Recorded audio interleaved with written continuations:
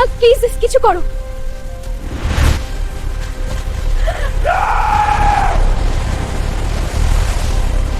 তুমি বেঁচে গেছো, কিন্তু এখন খুব দুর্বল। ভয় দেখানো শেষ, এবার হিসাব হবে।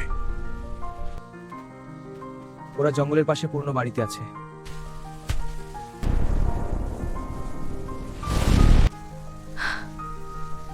হাল্ক আসবে।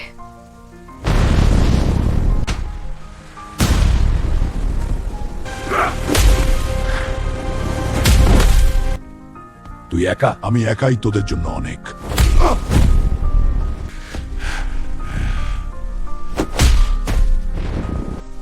তোমার জন্য আমি সবকিছু করব। আমি জানতাম তুমি আসবে।